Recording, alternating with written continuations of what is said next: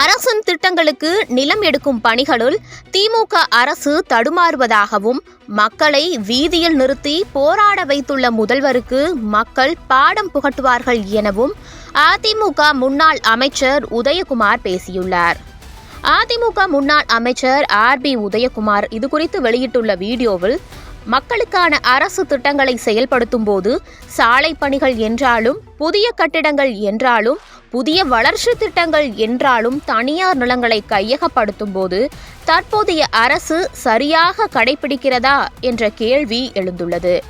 எடப்பாடி பழனிசாமி அவர்கள் ஆட்சியில் ஸ்ரீஹரிகோட்டாவை போல் குலசேகரப்பட்டினத்தில் ராக்கெட் தளம் அமைக்க 2500 ஏக்கருக்கு மேலே நிலம் கையகப்படுத்தி அதில் ஒரு சிறு முனையளவு மக்களுக்கு கூட அதிர்ச்சி இல்லாமல் மக்களுடைய ஒத்துழைப்போடு அரசு நிலங்கள், தனியார் நிலங்களையெல்லாம் கையகப்படுத்தி ஒரு வரலாற்றை உருவாக்கினார்.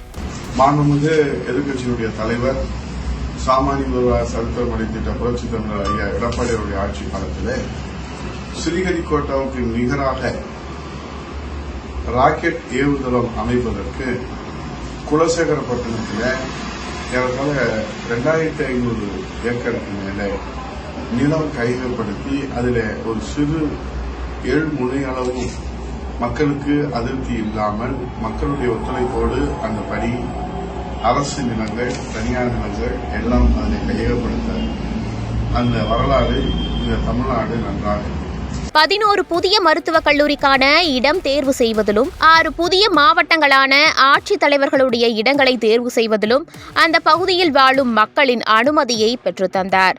ஆனால் இன்று என்ன நிலைமை என்று பார்த்தால், சென்னை பரந்தூர் விமான நிலையத்திற்கு எதிராக 9 முறை தீர்மானம் நிறைவேற்றிய ஊராட்சி மன்றத்தின் துணைத் தலைவர் திவ்யா தற்கொலை என்கிற ஒரு அதிர்ச்சி செய்தி வெளியாகியுள்ளது.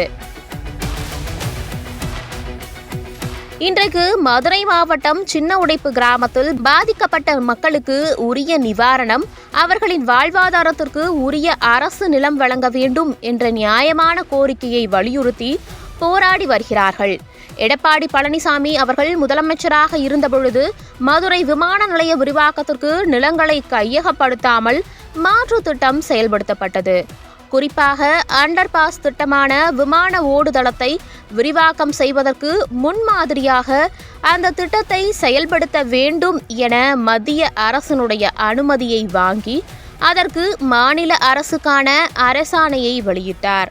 அந்த திட்டத்தை கூட திமுக அரசு 2021 ஆட்சி பொறுப்பில் ஏற்கிற போது கொள்கை விளக்க குறிப்பில் துறை சார்ந்த அறிவிப்பாக அதனை அறிவித்திருந்தனர்.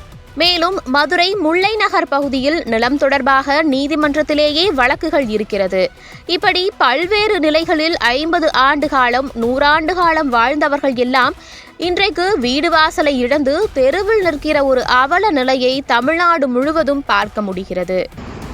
அரசு மக்களுக்கான திட்டங்களை செயல்படுத்துவதிலே, வளர்ச்சி திட்டங்களை செயல்படுத்துவதிலே மக்களுடைய ஆதரவை பெறுகிற அந்த நிலையை கைவிட்டுவிட்டு மக்களுடைய அந்த எதிர்ப்பை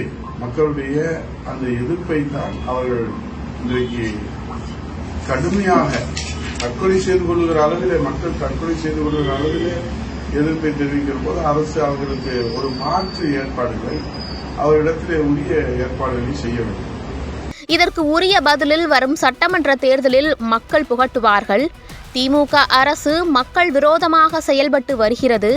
மக்கள் எண்ணங்களுக்கு ஏற்ப எடப்பாடி பழனிசாமி அவர்கள் தீர்வு காண்பார். மக்களின் நம்பிக்கை நிறைவேறுகிற காலம் தொலைவில் இல்லை என முன்னாள் அமைச்சர் RB உதயகுமார் பேசியுள்ளார்.